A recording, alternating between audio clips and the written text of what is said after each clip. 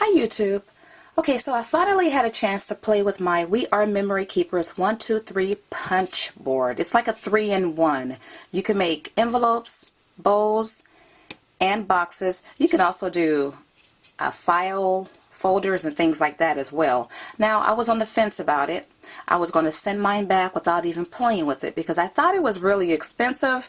Given that I was only interested in the punch board, I really didn't care about the banner or any of the accessories that came in the kit.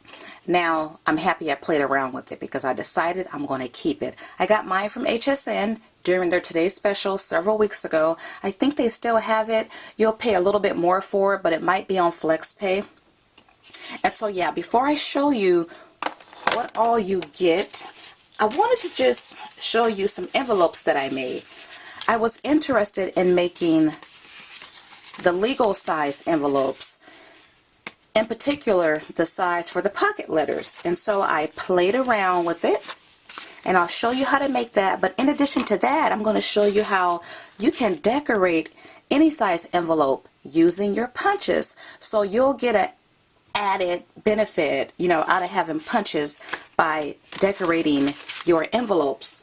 Also, if you have experienced tearing in some of the papers that you used, I'm going to talk about that and offer a possible remedy for that. Now, I also noticed as well that some of their measurements were off with their envelopes, and so you're just going to get that depending on which size you use. But they have so many different sizes, I'm sure you'll find the size that interests you. I'm going to also show you how to use the app, which is very simple. Okay, let's get started. So what you get in the kit is you get the punch board. Now, I did not have the original envelope maker. Well, actually, I do have the original envelope maker, but it's not by We Are Memory Keepers. I can't think of her name, but she's from Europe, and her boards are purple. Well, I have hers. So I never had We Are Memory Keepers envelope board, so I don't know how to compare it to that. But I do know this one looks a lot different, and it has an extender leg that allows one to make larger envelopes. So you get this tool. You also get the banner punch board. I have not played around with this yet. You get a nice size color instruction and idea book, which is cool. 2 rows of envelope tape. I haven't even opened those yet. And you get a 12 by 12 pad of paper, which is cool because it's different size polka dots, chevron, and then you get lines. So nice paper. And I haven't played around with that yet either. And then you get a little bit of twine. So I made a bunch of envelopes just to get used to the feel of using this tool. And a lot of my envelopes, I suffered tears along certain parts of the envelope. And then I was like, okay, I am not keeping this tool. Not to not be able to use all of my papers, because I noticed that with thin papers, it didn't tear as much or at all. But with the thicker cardstock, there were tears. And so right here you can see some of the envelopes, and I can't find the other ones I did that really showed the measurements being off, but on some of the envelopes, that little flap right there. Now, I know for the larger envelopes you get that a lot, but for the smaller envelopes, I mean, it was really, really, really off, and so I just assumed there was an issue with the measurements. My larger envelopes, I can't find those to show you, but I have a remedy, or a possible remedy, if you suffer tears in your paper. This is the tool, the scoring tool that came with this unit. And I want to show you something. I want you to hear something. When you use the actual tool, do you hear those clicks? Well, when I score down vertically, it's actually hitting like little notches, it seems like, at these intersections here. And every click you hear is a potential opportunity for your paper to tear there. decided to play around with different things I could use as scoring tools. And so this is a Martha Stewart embossing tip. Now I still hear the clicks with this, so I know this won't work. Try the other end. I hear absolutely no clicks, but I did try this tool and it's so sharp it pierces right through the paper. Try the bone folder. Well, it's a lot smoother than the scoring tool that came with the unit, and it did yield better results, at least better than this. But I found something even better. This tool here. This is a rub-on tool that I got. It came with these rub-ons by American Crafts. So I have like a lot of these in my craft room. I just kept them all. And so when I use this tip, I heard the clicks. You don't want to hear the clicks. But when I use this side, which is a flat side, there's no clicks. This side yielded the best results. I absolutely got no tears when I used this size. So if you're having problems with your paper tearing, look throughout your craft room. If you can get one of these, I'm not even sure if they make these rub-ons anymore, but just, you know, play with what you have and perhaps that will yield you better results. I do have to say, after I used this for a while, the paper tears were minimized, so hopefully it just needed to be conditioned. It was really easy. It's free to all people. You don't have to have this tool in order to download the app. You go to Android store, or if you have, or the Apple store if you have an iPad or whatever. And so I have an Android, and I went to the store, and it took less than a minute to download this app to my phone. And this is what it looks like. Well, let me add that when you search for it, it's under AC Crafts. So it looks like this. And it's real simple. What you do is you put your card width and card height in. And I just played around with different sizes. And so I want to create this size here. And I wrote down my measurements that I used. 10 1/8. So I have a 10 there. You just tap on it. Oops, that's the wrong thing. Can you just... Oh, what's going on? How come... Okay, you tap on it and you put in 10, which I did that already. And when you tap on this little shape there, you get different options from 1/8 to 7/8. Well, I need 1/8. Same thing here, you tap on it. I don't know why that keeps coming up. Okay, and it already has a 4, so I'm done. And then I'm going to use 1/8 again. And you hit generate, and it gives you the paper size you need and the punch guide measurement. So I'm going to go cut down my paper to 11 3/8. My paper cut down, and it tells me that my punch guide measurement is 3.5. My paper was cut down to 11 3/8, and the punch guide measurement is 3.5. And you find the punch guide measurements here where it says punch guide, and you're going to look at the blue numbers, not these numbers down here. And it's real easy. What you do is you just measure it up to 3.5, and then you punch. Oops, I didn't.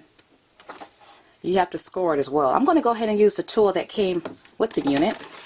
Scoot that over. Now there's 3 like open spaces here. The middle open space is the A. Score line. And you know, let me mention too, you want to have your leg extended here. And excuse my dogs. So let me put that back in there.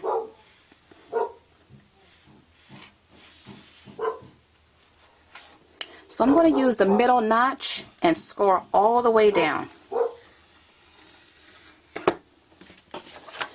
So now I have a score line here. I'm not sure if the camera picks that up.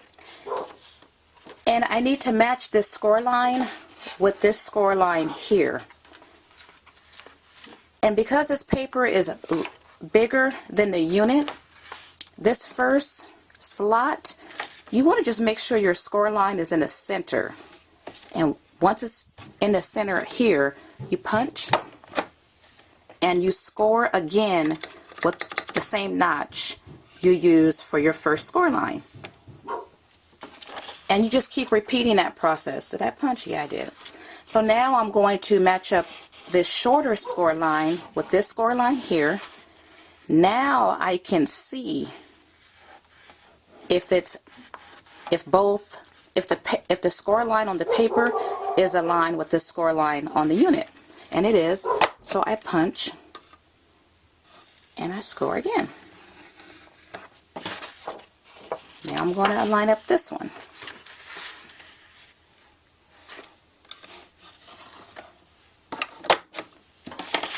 And that's it. So this is how the paper looks on the back. You see the score lines, hopefully. And I'm going to fold.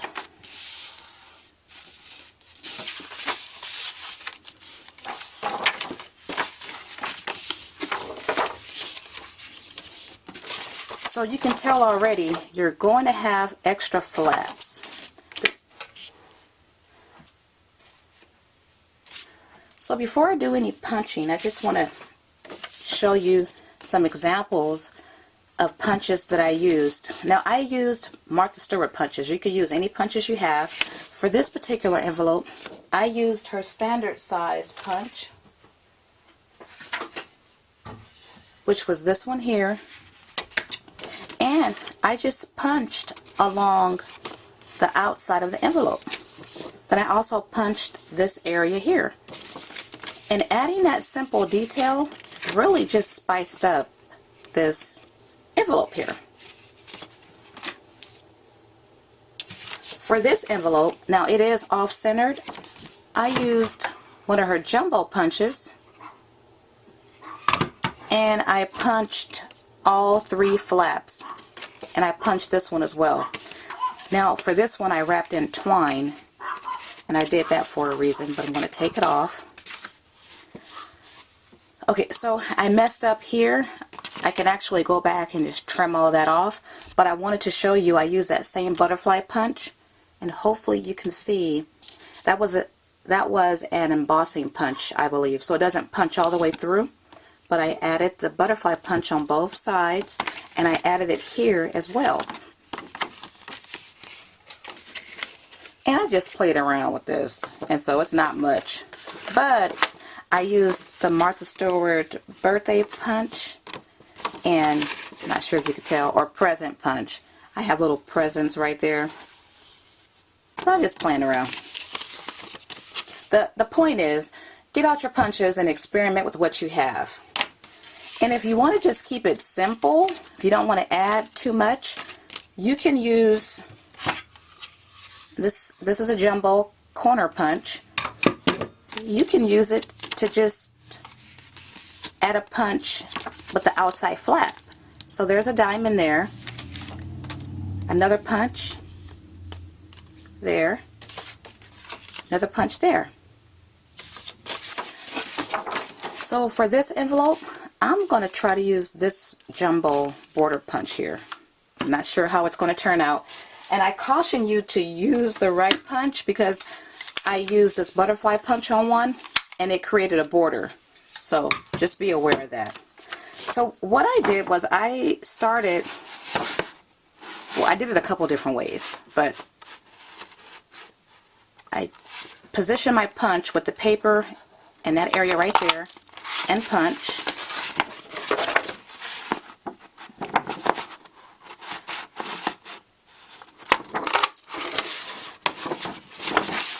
And I don't mind if,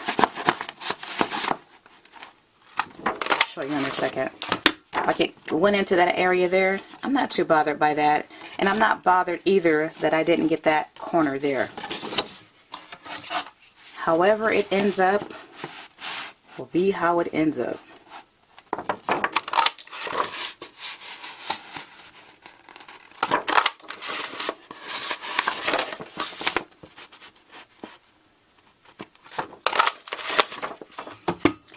Okay, so I'll just nip this part off and fold that part back, or maybe I'll nip that off.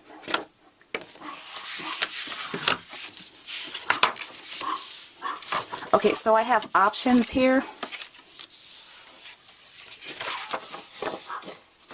I could either let this be the inside part, like this, or it can be the outside part.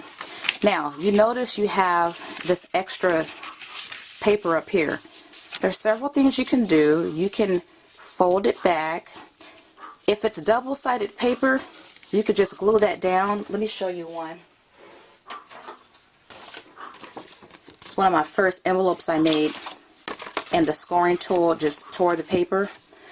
But it's double-sided, and so I just folded that flap down. So if it was double-sided and it looked presentable, you could glue it down like that, or you could glue it in this way. You could even fold this down more if you like. Or what you can do, like what I did here, is you can create another border right here. I'm just going to fold it in that way. I'm going to glue it down. I'm going to glue it down.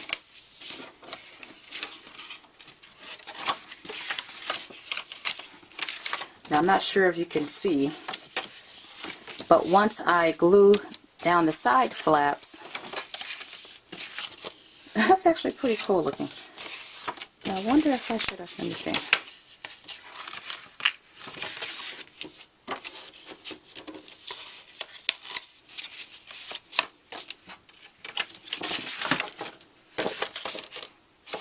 I think I like it better this way.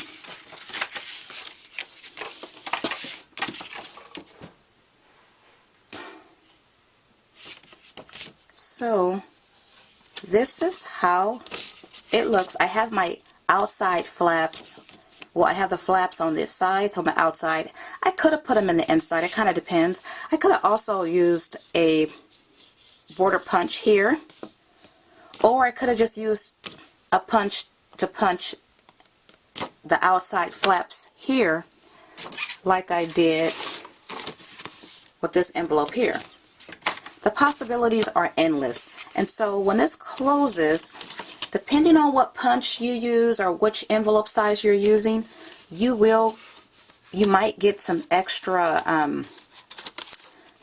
some paper hanging out there. You could leave it as such, or you could take your scissors and trim that off. Now, the way to close it, when you get this, when you have this extra flap here, you could use Velcro dots to close it like that. Hear that? So I did that on several envelopes. Oh, this envelope, did I show this one? Presents as the border around it. And I actually have an empty pocket letter in it. Just wanted to make sure it fit. And these envelopes are bigger than your pocket letters, so they're very roomy. But you can close it like that. You could also glue it down if you like. I had twine on this one because if you decide that you want to use a Velcro, I think it's just wise to add another layer of security, because you don't want someone from the post office to open up your envelope and go through your things. So I would just add twine or ribbon around it to secure it. I really do like the idea of the Velcro. That's really simple, easy. So yeah, so you can cut that flap off, this part off, and glue it down, or just do what I did here. So I wanted to point out as well, I used a little die here. It's by Impression Obsession. You get 3 in a pack. This is how they look here. If you just wanted to spice up the card even more, thought that was kind of cute. There. I wanted to point that out. And I also want to point out something concerning these tapes. Now, I don't plan on using the tapes on the envelope, but I realized that this is a really good repositionable tape. I'll show you what I'm talking about. It's kind of like the Post-it note tape. I laid it down and it comes up without tearing the paper. So this could be used for masking, or if you need tape to hold down your dies as you die cut, because it absolutely does not tear. I try to make little, let me get them, little adhesive dots out of it. I added tape on the top, and then I put another layer of this tape on top of that, so I had it double-sided. Wanted to see if I could use that to close the envelope, and it just didn't stick. So it's a perfect tape if you need to hold down things on your page, or use in masking, or use in die cutting.